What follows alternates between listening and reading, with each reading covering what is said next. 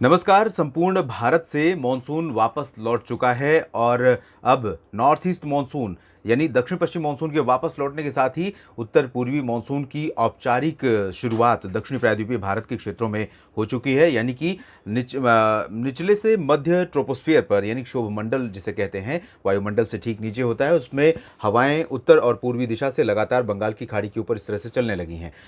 इन हवाओं को हम अगले स्लाइड में दिखाएंगे। फिलहाल एक नज़र डालते हैं पूरे देश में अब तक पोस्ट मॉनसून सीजन में हुई बारिश के आंकड़ों पर। तो यहाँ पर आप देख सकते हैं कि पूरे भारत में अभी जो आंकड़ा मेरे पास है वो 1 अक्टूबर से 24 अक्टूबर के बीच का है और इस दौरान सामान्य से 42% ज़्यादा वर्षा रिकॉर्ड की गई है देश में। 94 मिलीमीटर बारिश का आंकड़ा है एक्चुअल, जबकि नॉर्मली इस दौरान 66 मिलीमीटर वर्षा रिकॉर्ड की जाती है। ये पूरे भारत का आंकड़ा है और इसमें अगर देखें पूरे भारत के मैप को तो छत्तीसगढ़, तेलंगाना, आंध्र प्रदेश और ओडिशा, इन राज्यों को यहाँ पर सेंट्रल और साउथ इंडिया में, पूर्वोत्तर भारत में अरुणाचल और नागालैंड तथा मणिपुर, मिजोरम, त्रिपुरा NMMT, इन 4 राज्यों को छोड़कर बाकी जगहों पर नॉर्मल या नॉर्मल से अधिक वर्षा रिकॉर्ड की गई है। कहीं पर भी डेफिशिएंसी नहीं है। यहाँ तक कि राष्ट्रीय राजधानी दिल्ली में जहाँ पर कमी रही थी, पिछले 2 स्पेल ने यहाँ पर बारिश के आंकड़ों को बढ़ा दिया है और यहाँ 380% अंतर है बारिश में। लेकिन अभी जब आज का भी आंकड़ा आएगा तो ये और ऊपर जा सकता है, क्योंकि पिछले 24 घंटों में भी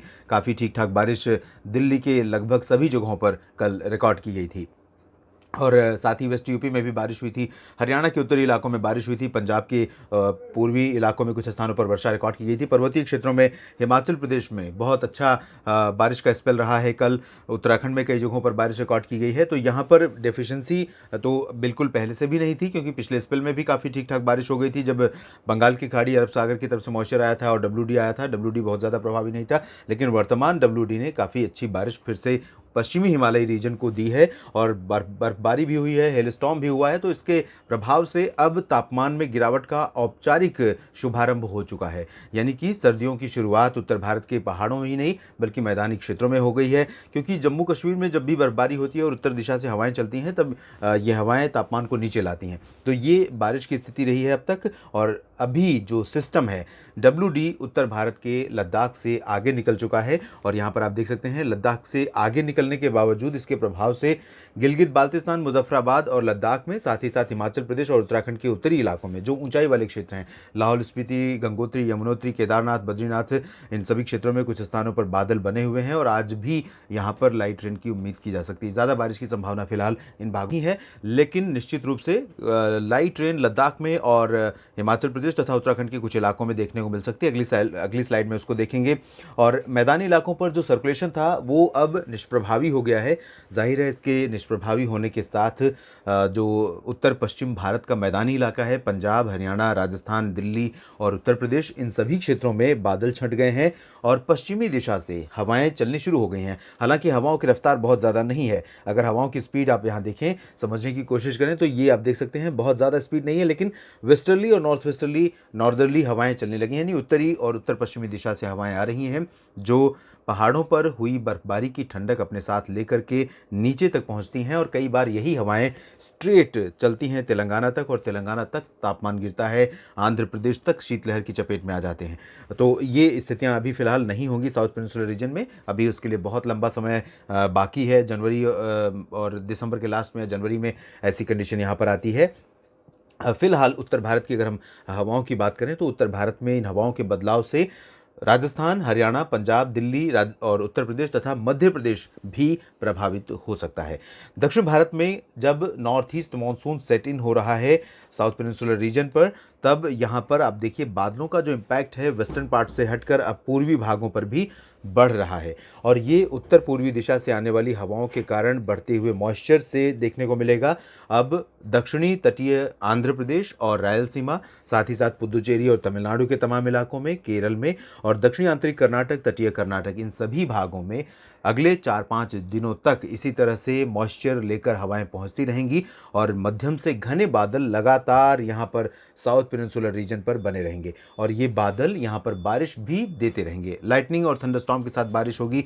बहुत ज़्यादा हवाएं चलने की संभावना नहीं है, क्योंकि ये यूजुअल वेदर फीचर है। जब भी अनयूजुअल वेदर कंडीशन बनती है तब ज़्यादा हवाएं आती हैं। अदरवाइज़ अगर ट्रेडिशनल वेदर पैटर्न है, मौसम का जो रुझान है वो जिस तरह से रहता है आमतौर पर क्लाइमेट के अनुसार, तो बहुत ज़्यादा विषम स्थितियां देखने को नहीं मिलती। जैसा कि आपने पिछले स्पेल में देखा था और कल भी देखा था, दिल्ली एनसीआर समेत उत्तर भारत के मैदानी इलाकों में, जम्मू कश्मीर और पंजाब में, राजस्थान के तमाम इलाकों में, जहाँ पर बारिश के साथ बहुत ज़्यादा ओले गिरे हैं और तेज़ हवाएं चली हैं, तूफ़ानी हवाएं चली हैं। तो ऐसी स्थितियां इसलिए डेवलप हुई क्योंकि यहाँ पर बारिश के लिए अभी कोई अनुकूल समय या अनुकूल सीज़न नहीं है। इस तरह की तेज़ बारिश इस दौरान अक्टूबर के सेकंड हाफ में आमतौर पर नहीं होती है। WD के आने की शुरुआत ज़रूर हो जाती है, लेकिन इतनी भारी बारिश, इतनी तेज़, इतने थिक क्लाउड्स आमतौर पर यहाँ पर डेवलप नहीं होते। तो ऐसे अनयूजुअल फीचर जब भी होते हैं तब इस तरह की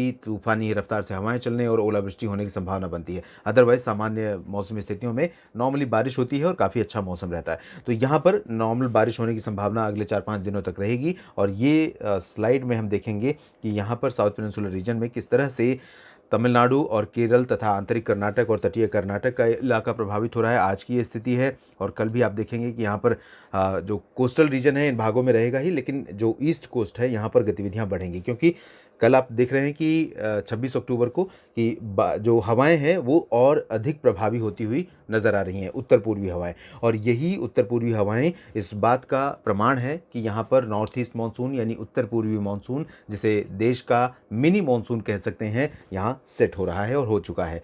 और धीरे धीरे जब हम आगे बढ़ेंगे 27 अक्टूबर में तो बारिश और बढ़ जाएगी कोस्टल रीजन में, और ये किसी पर्टिकुलर टाइम का प्रोजेक्शन हो सकता है और बारिश इससे ज़्यादा होने की संभावना यहाँ पर है। रायलसीमा से लेकर दक्षिणी तटीय आंध्र प्रदेश और पुदुचेरी, तमिलनाडु के तटवर्ती और अंदरूनी इलाकों में, केरल में, कर्नाटक में, इन जगहों पर बारिश होने की संभावना है। यहाँ पर 28 को देखिए और अधिक बारिश हो सकती है पूर्वी भागों में।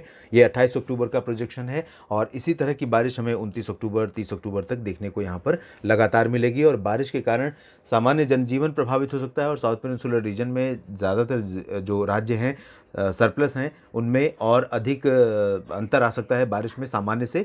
जबकि आंध्र प्रदेश और तेलंगाना, जहां पर बारिश में डेफिशिएंसी है, वहां पर थोड़ा सा रिकवरी हो सकती है आंध्र प्रदेश में, लेकिन तेलंगाना में कोई संभावना नहीं है क्योंकि तेलंगाना पर नॉर्थ ईस्ट मानसून का ज़्यादा इम्पैक्ट फिलहाल नहीं होता है। इधर उत्तर भारत की तरफ चलेंगे तो इस दौरान एंटी साइक्लोनिक सर्कुलेशन यहाँ पर देखिए राजस्थान और गुजरात के ऊपर यहाँ पर बन रहा है और ये सिस्टम उत्तरी और उत्तर पश्चिमी दिशा से आने वाली हवाओं को और ज़्यादा अट्रैक्ट करेगा और ये हवाएं यहाँ से मॉइस्चर लेकर के ड्राई विंड्स यहाँ पर पहुँचेंगी। तो जो पूरा का पूरा रीजन है, ये हवाएं जहाँ तक पहुँचेंगी उन सभी रीजन्स में मॉइस्चर जो है वायुमंडल में निचले वातावरण की सतह पर वो धीरे धीरे हटने लगेगा और इसकी वजह से आसमान साफ रहने लगेगा और धूप का प्रभाव बढ़ेगा। साथ ही साथ तापमान में, रात के तापमान में गिरावट का जो प्रभाव है या गिरावट का जो क्रम है वो और तेज़ी से शुरू हो सकता है। उत्तर पश्चिम भारत के मैदानी इलाकों में, पर्वतीय इलाकों में अगले 4-5 दिनों तक बारिश की कोई संभावना नहीं है। शुष्क मौसम रहेगा, ठंडी हवाएं चलेंगी, धूप का दिन में असर काफ़ी अच्छा रहेगा। तो उत्तर पश्चिम भारत के पंजाब से लेकर हरियाणा, दिल्ली, राजस्थान, उत्तर प्रदेश, मध्य प्रदेश, यहाँ तक कि बिहार, झारखंड, छत्तीसगढ़, मध्य प्रदेश, ओडिशा और महाराष्ट्र, गुजरात, इन सभी भागों में शुष्क मौसम से किसान भाई अब अपना जो खेती का काम है वो तेज़ी से निपटा सकते हैं। यहाँ कोई भी व्यवधान मौसम की तरफ से नहीं है। इधर पूर्वोत्तर भारत के राज्यों में थोड़ी थोड़ी बारिश जिस तरह से दक्षिण भारत में होगी उसका कुछ उतना परसेंटेज तो बारिश का यहाँ पर नहीं रहेगा, रेशियो में बहुत कम रहेगी बारिश पूर्वोत्तर भारत के राज्यों में। लेकिन साउथ पेनिनसुलर रीजन के बाद अगर दूसरा कोई क्षेत्र होगा जहाँ पर बारिश अगले 4-5 दिनों के दौरान रिकॉर्ड की जाएगी तो वो होगा पूर्वोत्तर का असम, मेघालय, अरुणाचल प्रदेश, नागालैंड, मणिपुर, मिजोरम और त्रिपुरा का। उप हिमालय, पश्चिम बंगाल और सिक्किम में भी कुछ हिस्से ऐसे हो सकते हैं जहाँ पर लाइट रेन रिकॉर्ड की जा सकती है, क्योंकि यहाँ पर कई बार WD के कारण जो बचा हुआ असर होता है, रेमिनेंट्स मॉइस्चर होते हैं, उनका इम्पैक्ट रहता है, बंगाल की खाड़ी से आने वाली हवाओं का प्रभाव रहता है। तो इस तरह की यहाँ पर बारिश की गतिविधियाँ कभी कभी देखने को मिलती हैं। इस बुलेटिन में अभी इतना ही। आप लगातार बने रहिएगा मौसम तक चैनल के साथ। मौसम से जुड़ी और भी जानकारियाँ मैं आपको लगातार पहुँचाता रहूँगा इसी प्लेटफॉर्म, इसी चैनल के माध्यम से। धन्यवाद।